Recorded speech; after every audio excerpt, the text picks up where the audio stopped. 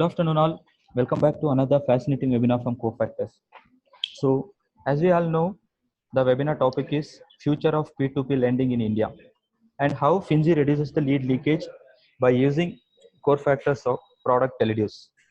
So, today we have Mr. Abhinandan Sangam as a speaker, who is a co-founder and CTO of Finzy, and he has 19 years of experience in product marketing. Hi, Abhinandan. Welcome to the webinar. Hi, Komal. Thank you. Yeah, before getting into this topic, just as a housekeeping, so this webinar duration will be just 30 to 45 minutes. So question will be taken at the end, or in between. If you have any questions, you can raise the hands by pressing the button in the panel. So we'll begin the session. Yeah, Mr. Abhinandan, it's over to you. Yeah, you can handle the session. Thank you. Okay. Thanks, Komal, for the introduction. Hi, hello everyone. I'll quickly give you an introduction in addition to what Komal had mentioned. Mostly a product and technology person, but now donning the hat of digital marketing too at Finzy. Have been working across multiple companies in the technology and the product space over the last 20 odd years before starting Finzy in 2016. Worked with companies like ThoughtWorks, Siemens, Mindtree, Amadeus. So that's what my background has been. I'm always passionate about building products that customers love. And being an entrepreneur, I mean, you can't really force yourself to just be a techie or a product person. You need to jump onto various roles to solve problems. And it could be operations, it could be customer service, it could be even finance, because Finzy is a fintech company. And one such thing that I started doing was around digital marketing a couple of years back. And I think we've been doing a good job.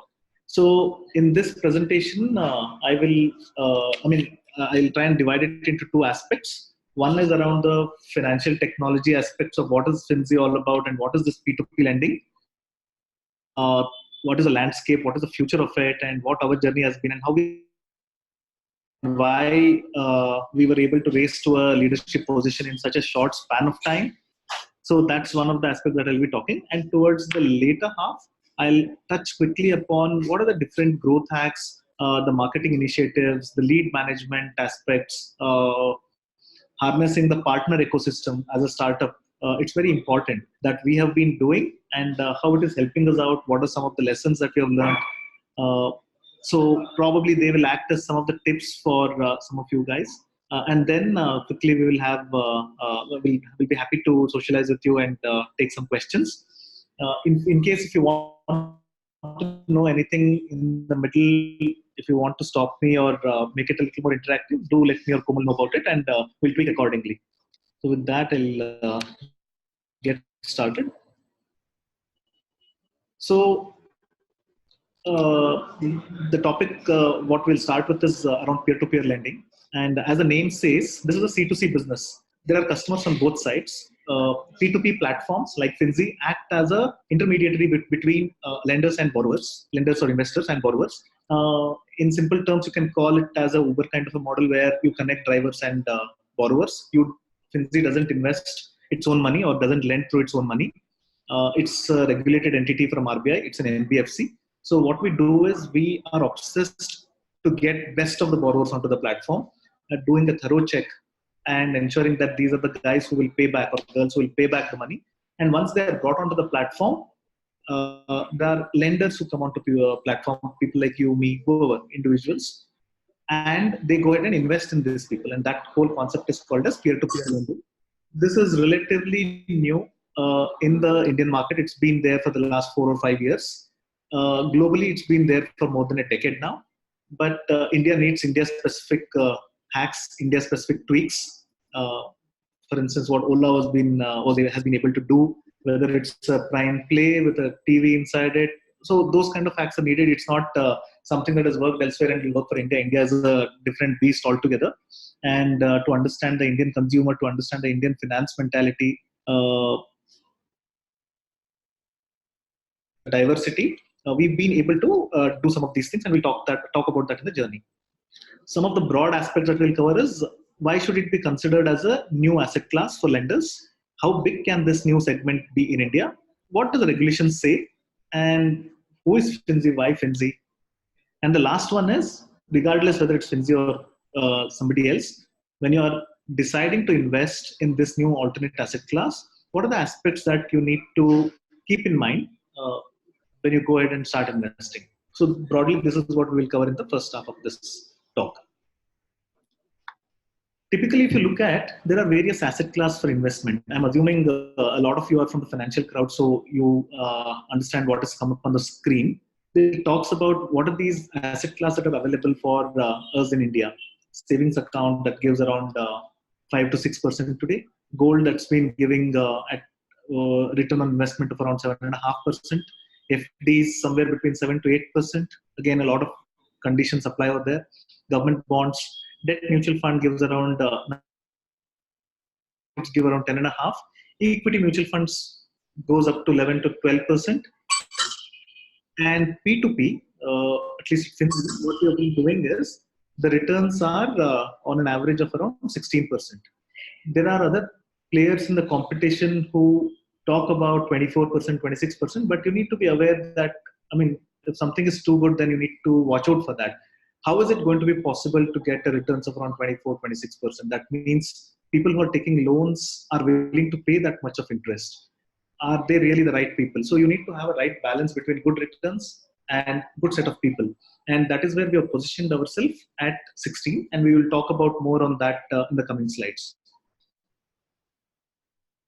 So how big this can be in India? Before that, we'll just look at a global landscape. It's been there in more than 50 countries at this point of time. It was all started in around 2005, 2006 in a company called, and last year they received a license from the regulator to become a bank. So what started as a small fintech company became an NBFC, and now they're as good as the bank. The difference between an NBFC bank, I mean, like, you know, in a bank you can, there is a CASA play, that is current account and savings account. You get a different lending rate, different rates that you can borrow money from the regulator or from different institutions. So you can take deposits from the public. And NBFCs are also of different kinds and types. So that statement of Zopa becoming a bank by itself is what potentially this looks like. And like you all know, in India, it's a very sought after thing to get a banking license. It's not easy. And everybody, most of them who get a bank, we know rest of that is history. Every now and then we see some new bank coming up, and in very short span of time, the net worth that they've built or the assets under management, loans under management that they've built is phenomenal. Another company called Lending Club in USA, which is also one of the leading companies in the world in terms of P2P. They went public in 2014, and close to $1 billion was what their initial public offering IPO was. China has around 4,500, 5,000 platforms. It's crazy. That itself should say that when there are too many players, things may not go right. So they had a little downside of it last year when a lot of companies closed down because there was no proper regulatory framework. There was no proper credit bureaus like how CIBIL and Equifax and Experian, etc. are there in India. And in terms of volumes, the P2P industry clocked more than 100 billion in 2018 across the globe.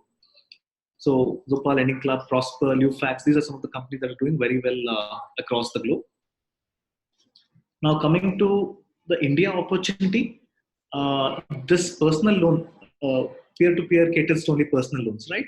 They're not your housing loan or you're not your car loans or some other loans, but basically a personal loan, uncollateralized. So this personal loan space will be as big as what housing loan at this point of time is in the next 5 years by 2024. And imagine the ticket size. The ticket sizes of personal loans are much lesser, right? 2 lakhs, 5 lakhs, sometimes 10 lakhs, but housing loans go 50 lakhs, 1 crore.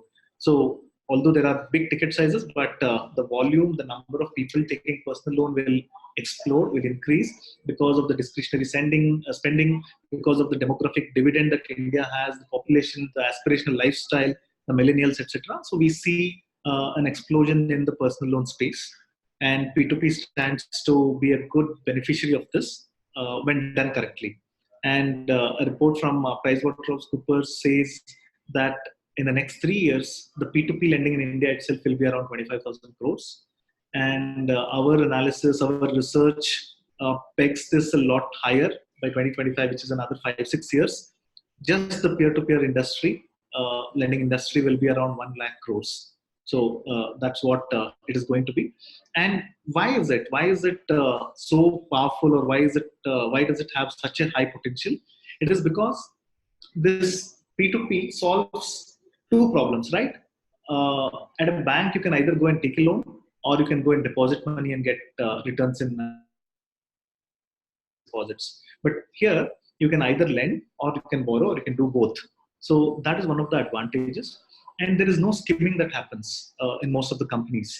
What it means is, whatever the borrowers pay, you get to take that as your returns. And of course, there's a platform fees, which we will quickly touch upon later. But other than that, if you've invested in 10 borrowers and collectively they're giving you around 16% of interest, that is what you would be getting. And that's how the business model of Finzy is. And with digitization happening, this is slowly leading towards democratization of credit, which means that many people will be able to access this, as against limiting it to specific companies or specific people who have very high credit scores. A lot of people's information is available with the credit bureau score, and this also allows platforms, P2P platforms, to access information about individuals and are able to give a better decision on their loans, in addition to all the other parameters that will be looked up. Also means when people don't pay loans on time and they delay, this information gets updated with the credit bureaus by the platforms, peer-to-peer platforms, and that will impact their score. So people will be wary about doing such things, the right set of people who have the right intentions, and this will again go ahead in helping in making the right decisions for the platforms. Another big advantage is the convenience to the end customers that these platforms today are able to give by adopting newer channels versus the traditional channel, whether it is digital, whether it is partner network, whether it is newer kind of growth hacks, right? So those are the aspects that would be possible over here. And we are also expecting this to be a very powerful industry in the next 2-3 years, almost something like what a debt mutual fund industry today is in India. Okay, a quick, a couple of minute talk on what the regulation says. Regulator is the RBI, Reserve Bank of India in this case. So it all started with the white paper that came up in April 2016 from RBI, where they solicited feedback and thoughts from various fintech specialists, companies who want to do this, and thought leaders around what they think about this, which gave an indication to us at Finzy and to many others that this probably will get regulated. And it's a very big deal, right? Because if you're just a fintech and if you don't have an NBFC license, it's difficult to tell or convince people to come and invest and that you're going to ensure that this money goes into right set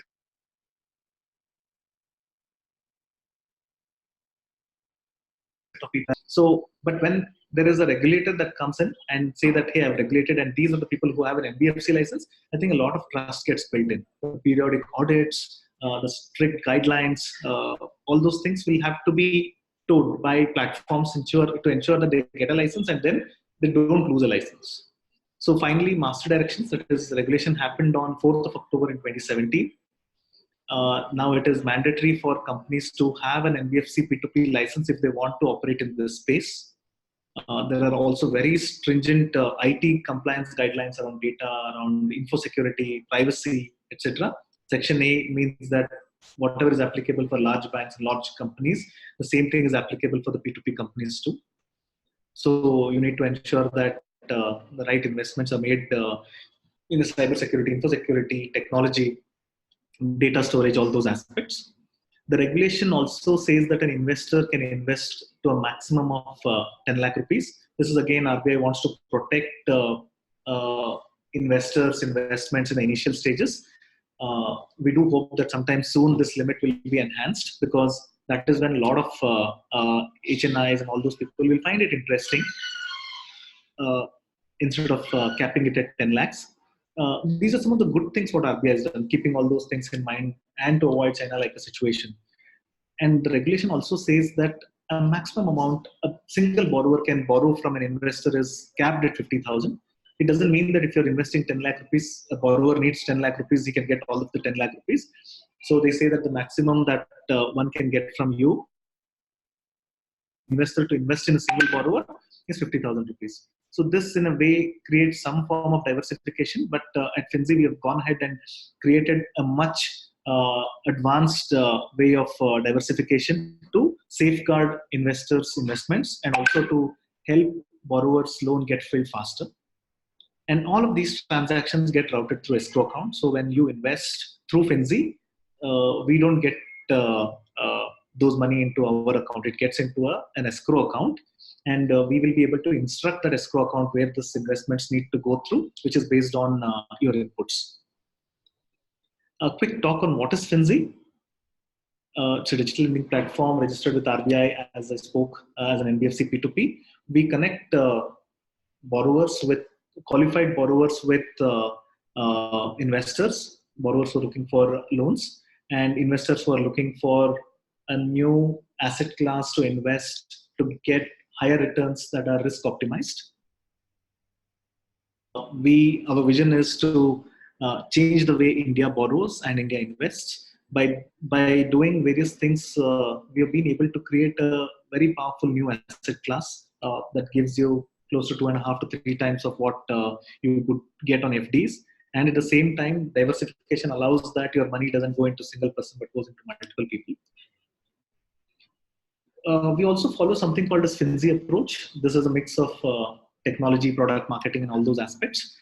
Quickly talking about it, what do we do is whenever we build something, whenever we solve a problem, whenever we come out with a feature or a product enhancement, it's always through Finzy approach. So what we mean by that is we take into account very critically customer empathy, and that means that you need to understand who are the personas. We call these people and interview them and try to understand what is their problem, and we also try and do our solutions to ensure that they're all customer centric. And then comes the experience design. In experience design, we look at service design, we look at value proposition canvas, we look at usability testing, we look at how this solution can be simplified, how this solution can make a difference to end user, how all of the personas can very easily interact with it, how it is consistent across all the different channels. And most importantly, and I mean equally importantly, business strategy, which is all around your financial modeling, your business model canvas. You keep iterating your marketing aspects. So all of these things are kept in mind when solutions are built. And this approach of Finzy is what we call it as business design. And this is how solutions are crafted at Finzy. Like generally, if you have an hour to solve a problem, most of the time goes in identifying, in thinking about what this problem, what is the impact, what is it doing, and a very little time is spent on solutionizing it instead of going directly into solutionizing. And why should somebody consider Finzy? It's because of our positioning. There are various things that we have tried to disrupt in the Indian market, tried to do things differently. One is the way we source our borrowers. Predominantly, this happens through our direct sales team. And we do have channel partners, and then we use digital marketing efforts to source. So we have a good control of who these borrowers are. And the focus always remains on prime underserved borrowers. What it means is not necessarily go to people who have not gotten loans from anywhere else and try to give them a loan. Probably there are some warning bells which says that things may not be all right, and there is a reason why this person, he or she, is not being able to get a loan. So how do we focus on prime borrowers? There are various advantages that Finzy provides over other financial institutions, whether it is convenience, whether it is all digital, there is no manual work, no manual documents, your Aadhaar or PAN giving to people and that getting misused, those kind of things don't happen. A quick turnaround time. You apply for a loan in under 5-6 minutes, and a decision comes to you in a couple of hours. If you have all the documents available with you, and if you're signing the contract, then probably the loan gets dispersed on the same day. or the next day. Experience that you get on the platform is much more richer. If somebody doesn't qualify, he gets a quick decision instead of making him or her wait for a couple of days or 3-4 days and then telling that it's not happening. At least this person can go elsewhere and take care of it. And that's what we mean by customer centricity. And our credit assessment looks into around 130 parameters, not just a couple of parameters like what is your CIBIL score or what is the company that you work for or what's the salary you have. There are quite a lot of aspects that we look into, because of which we're able to qualify a lot more people, bring in into the platform a lot more people, and also at the same time ensure that the right people are brought. We have a rejection rate of around 88%, which is very, very high. But this is again to secure the interests of investors, to ensure that they're always investing in good handpicked borrowers. A good system for collections, a good system for recovery management is in place.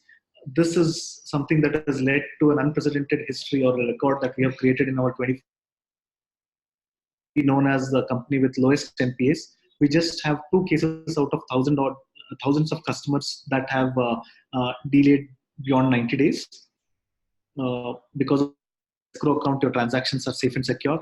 We have a very powerful reinvest feature that allows you to reinvest your returns that you get on a monthly basis. And we're also one of the first platforms to have applied for a P2P license, and one of the first few to get the license in 2018.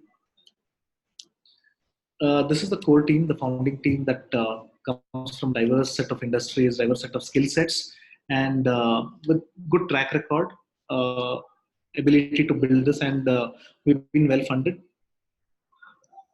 How we make an impact, I've spoken some of these aspects, so I'll run quickly. Loan, you apply in 10 minutes, physical documents not needed, quick online verification happens. At Finzy, there are no hidden fees, hidden charges. That asterisk doesn't exist over here. If you wish to prepay your loan in 3 months, 2 months, 1 month, 6 months, go ahead and pay it. This is for the borrowers, and there are no lock-in or no penalty charges. And we make money only when our customers make money. If somebody doesn't get a loan, then Finzy doesn't charge them anything. If somebody gets a loan, then based on their rating grade, based on their interest rate, there is a small platform fees that Finzy charges. We spoke about the 130 parameters. And we ensure that the money that an investor is investing is diversified into multiple people.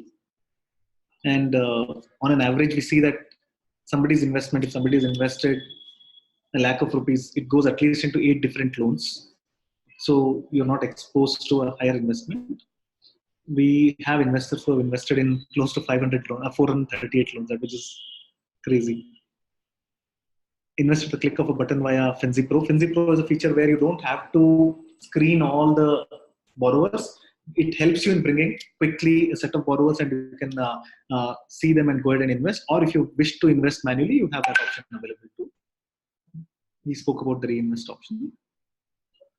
And these are some of the aspects that powers Finzy. The positioning, what I said, focusing on prime borrowers, good borrowers, a good rate of return for investors around 15.5%, 16%. How we source our customers, our algorithm, the homegrown algorithm, the culture, the team, non-hierarchical, empowering everybody, believing that innovation can happen from anywhere and not from a specific team called innovation. And it's actually, we believe in transformations and not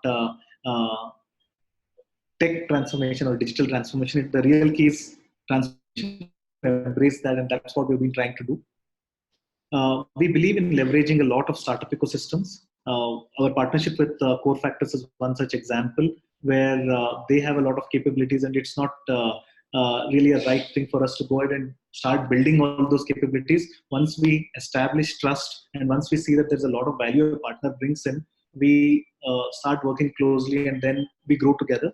And similarly, the way we use KYC verification, or the way we use bank statement analyzer, and this is all possible because we are able to latch on to each other and are able to grow together, as against the traditional method, the monolith methods of some of the financial institutions, where they try to grow, they try to do everything on their own in a waterfallish.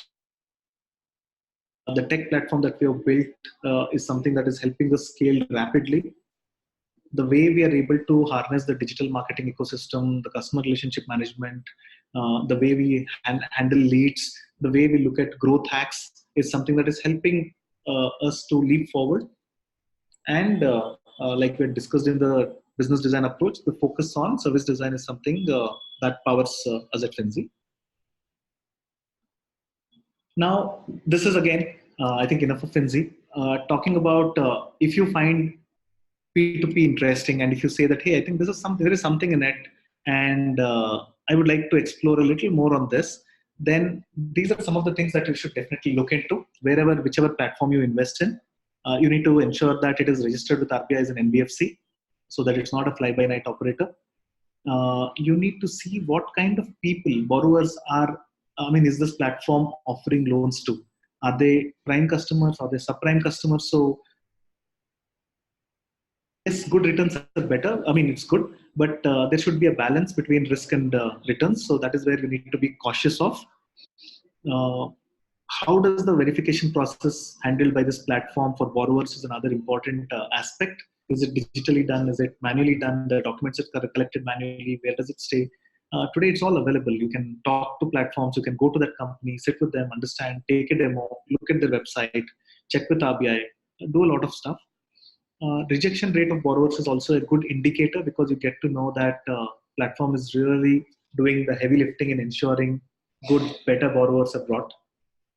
And is the platform transparent? Do you get to know what is it that you will have to pay? What is it that you will earn? Are there any delays? So all those aspects, is it very clearly told to you, is something that you should be looking at. Diversification is an important aspect. If you're investing 50,000, you remember we talked about RBI saying that a borrower cannot get more than 50,000. So it means that you're investing 50,000, so some person can take 50,000 and it's still compliant. But that's still too much of a risk, right? 50,000 could be a lot for somebody, hard-earned savings. So we at Finzy, what we do is we ensure that this gets further divided into multiple people, say 10,000 rupees into 5 people. So you need to look at how the diversification logic the platform is following.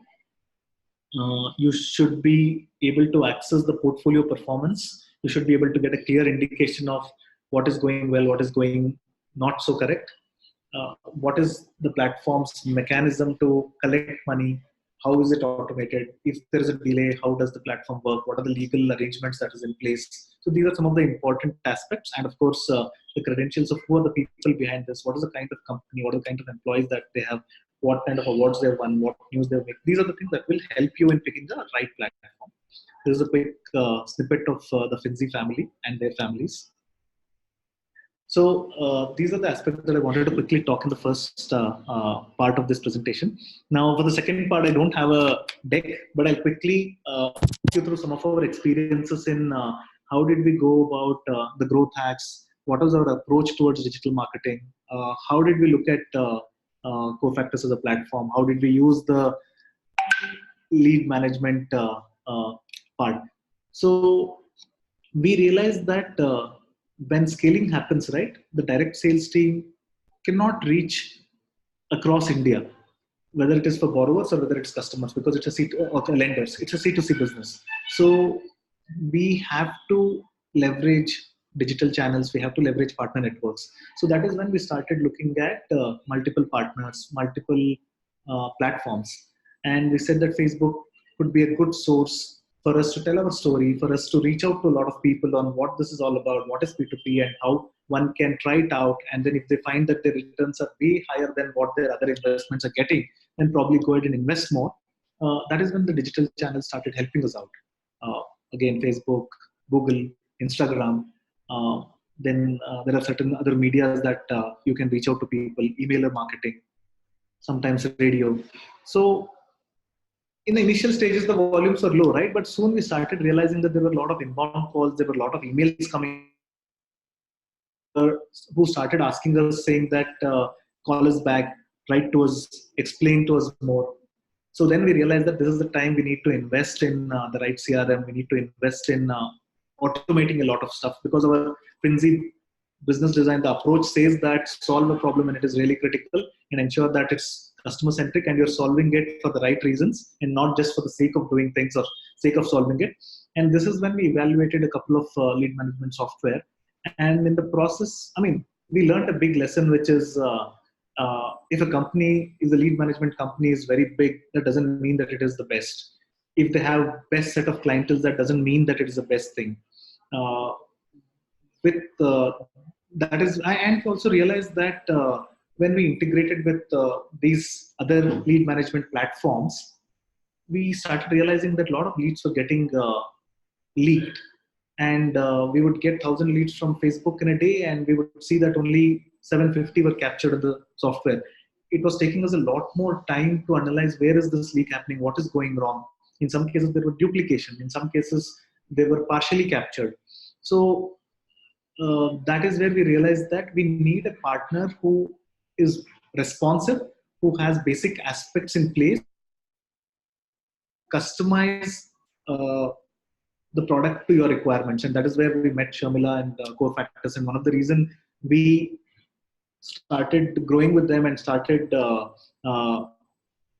consuming a lot more products of that is their responsiveness. And I think this is a critical factor. I'm not saying it because this is one of their webinars, but this is my personal experience, because she herself getting involved in saying, what is the problem you're trying to solve? Okay, lead leakage, let's work on it, let's identify, let's do a parallel run. So for the first 2-3 weeks, although it was too much of work, we had to have a manual set of all the data in Excel, and then we had to look at the lead management tool. We realized over a period of time that the leakage was not happening, but duplications were there. But then the team was responsive enough to have that sorted out very quickly. And then we realized that we would need it in a different format to consume it differently, because there were so many partners, there were so many different leads, there was ticketing solutions. And again, the responsiveness aspect of Corefactors, Teleduce, and their technology capabilities helped us get these things tweaked into. And probably in 3 to 4 weeks, we had a solution that was just tailor made for us. And we could confidently call off the parallel run of maintaining everything separately. But my advice to some of you would be to do periodic audits, because you never know when what can go wrong. We keep doing that. So far, things have been going well, going good with us. Uh, Another aspect that we have also noticed is we were using another a big partner for our outbound calls, and we realized that it was taking a lot of time, and there was call drops that were happening, and we were wondering what do we do. And that is when we reached out to Corefactors, and we were able to sit with their tech team, explain our problem, regardless of how our volumes are, because at startup initially there will not be too many volumes, right? It happens over a period of time, because you need to build capacity, you need to build tech, you need to build business models around it. And that is again something that resonated with what our experience with the lead management tool was, and we were able to have that aspect integrated too. This gives us confidence now that not just for our business development team that we need to use the lead management product, but we can go ahead and have it amplified to our operations team, our sales team, our collections team, because it's expandable, right? It's about capturing all the leads, capturing all our connects, and ensuring that they're updated regularly, and the reports are available for all of us to consume in the way we want to. So these are some of the experiences that we have had, whether with digital, whether with offline, whether with channel partners, or with lead management tools. So with this, I complete what I wanted to speak, and will be happy to take some of your questions. Over to you, Komal and Shamila. Thank you. Yeah, thank you, Mr. Abhinandan. So we got to know that we got an idea that what is P2P and what are the opportunities available in India, and of course how the Finzy will help to P2P lending in India also.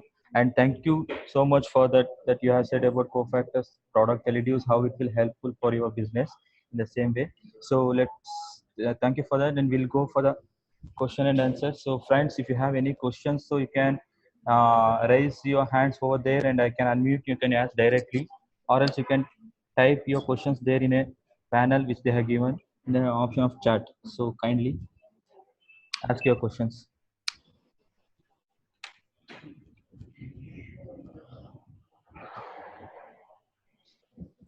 Yeah. Yeah, Shiva Subramaniam is having a question. So I'm unmuting him. So you can ask directly. So yes, Shiva Subramaniam, can you hear me? Yeah, I can hear you. Can you hear Yeah, me you can again? ask. Yeah, you can ask question directly to Mr. Abhinandan. Yeah, Abhinandan, what do you? Yeah, Okay, so I have a couple of questions. And before that, I have been investing in this P2P in India and Europe as well. So in India, of yours, and in Europe, I have invested in maybe 10 plus P2P platforms in the past, starting from consumer loans to real estate crowdfunding, business crowdfunding. There could be oh, number of okay. platforms and different kind of loans are available. So that's my investing background.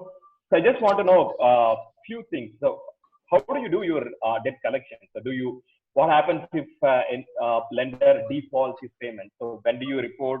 When do you start your collection? When do you send the legal notice? When do you pull them to the court? When do you report them to the credit bureaus like building funds and other two which we have? Okay, so good question and a great background, and you seem to be a veteran investing in multiple P2Ps. So let me take that question. What we do is see first of all the way we scrutinize or the way we position to try and create that entry barrier to ensure only the right set of people make it, the right set of documents are there, and the algorithm ensures that these are typically not the folks who will say, I'll not pay, do what you want to, because they are wary about the impact that it will have on their credit. So, but again, things can go wrong. Employment, people can lose that, and we can never predict. And RBI doesn't allow us to guarantee that, hey, we take the responsibility of getting you the amount that has been lent to a borrower. But the massive diversification logic, Shiva, helps you to ensure that your money, a small portion of your money has gone into a borrower, right? And assuming that at some point of time, he or she would have already paid a few installments, few MIs, but regardless, if there is a situation where there is a delay that happens, there is a set process. So 2 3 days we wait, we follow up, and then it's taken over by the operations team, followed by which the call center team, the business development team takes over. And after 15 days, if it has not come back, then the collections team is intimated, and they start visiting the customer. They start reaching out, because we know the corporate, we know the company, we know a lot of background, a lot of information. We try and reach out to that person, and beyond 30 days, beyond 45 days is when the recovery team comes into picture, and that is when the legal notices start going in. That is when the checks that were presented by the borrower, given to us by the borrower, gets presented. All this in after informing the customer, after trying to reach out to him on phone and trying to reach out to him in person, trying to write an email to him.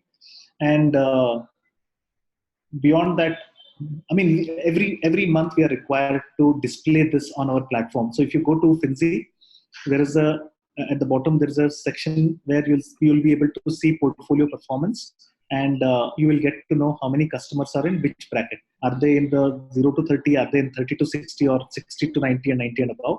90 and above becomes the NPAs.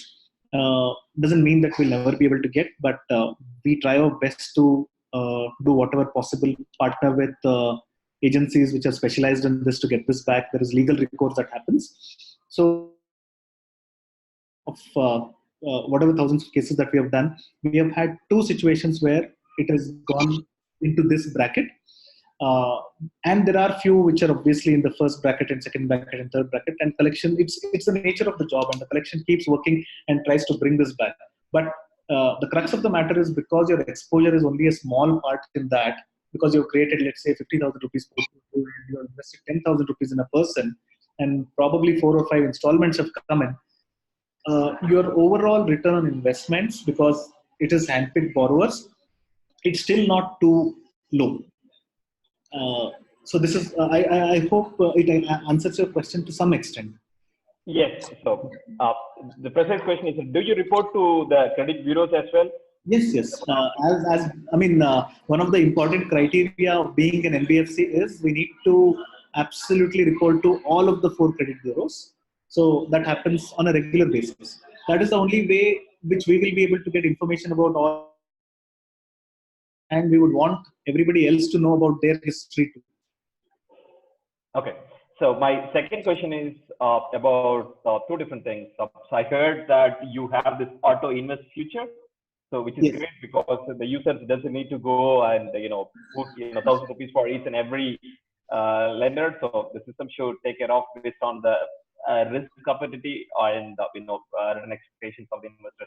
So the precise question is that why the RBI or the Indian whoever give the license doesn't block the platforms to offer this buyback guarantee. So this is the term which I'm familiar in Europe.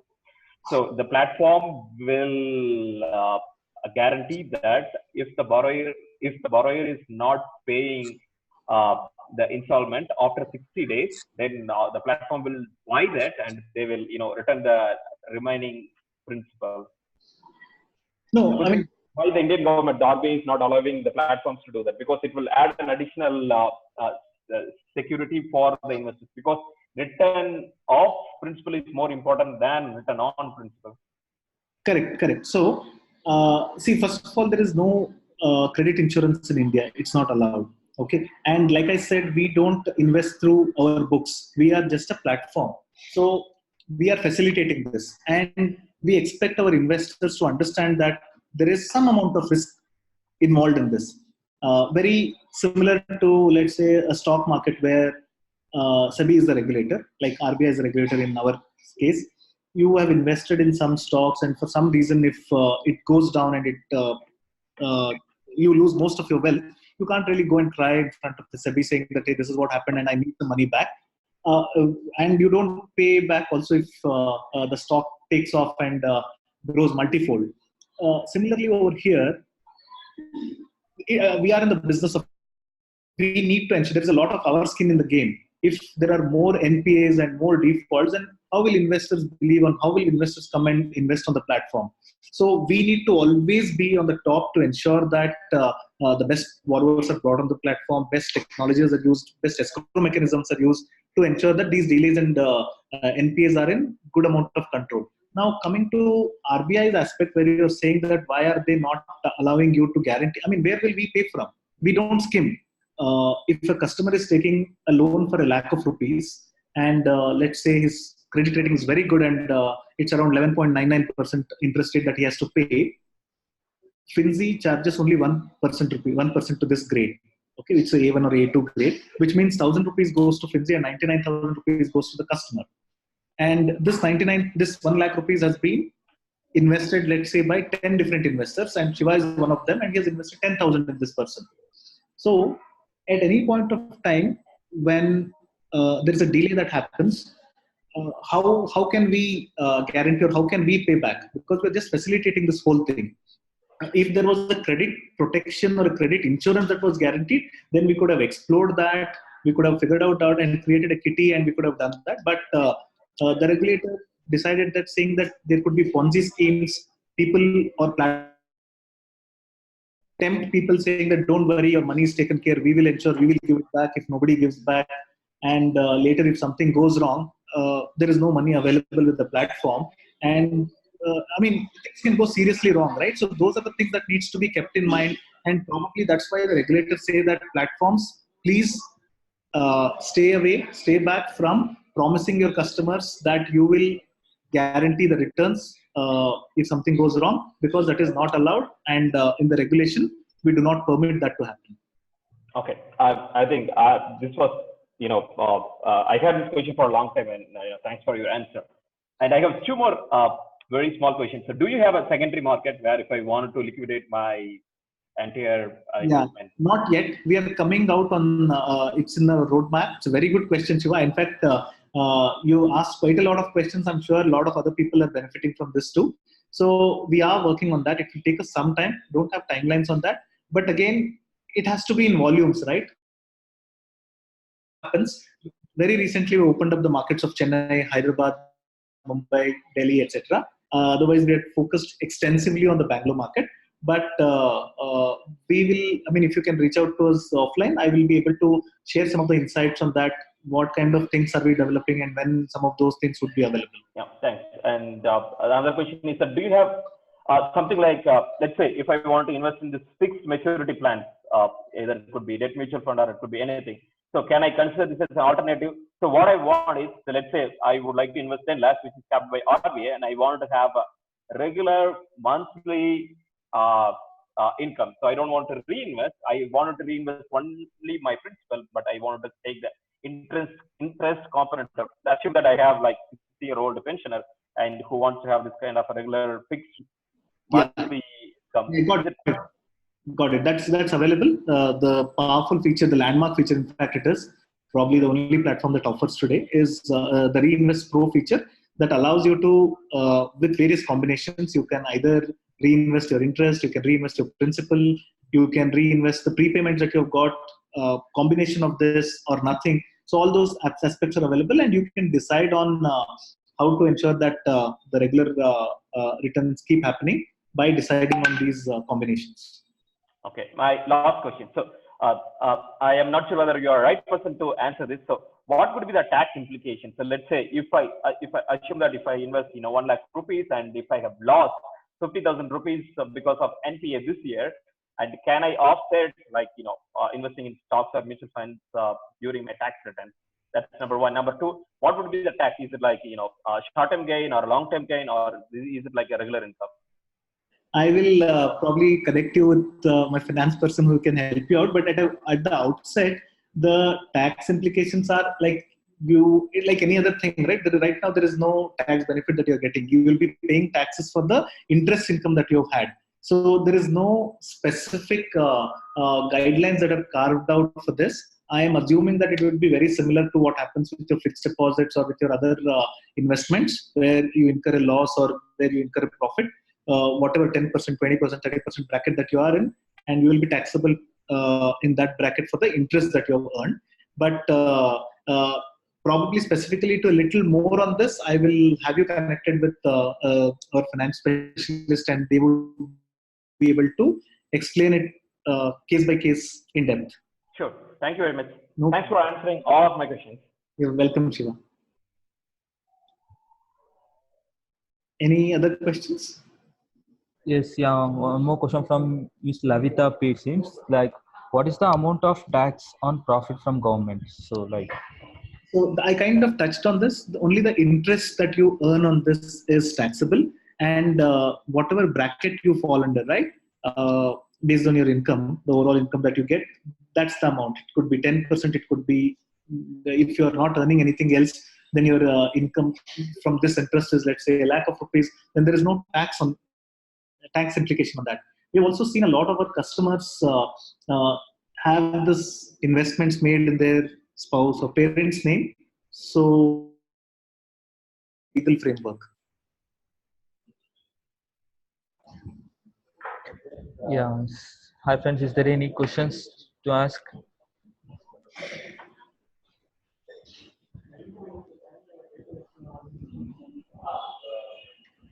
I think there are no questions. Okay. So we'll end up the session. So okay, it was wonderful talking to all of you, and I also see one of my colleague Anuj is also on this call. So please reach out to Komal or Sharmila, and you can get our coordinates from them. We'll be happy to explain the product to you. We'll be happy to walk you through that, answer any of your other questions that you've not been able to ask over here. Thanks for being a wonderful audience. yes, fine then. So thank you. And this webinar recording will be uploaded to the YouTube, and the link will be shared each one of you.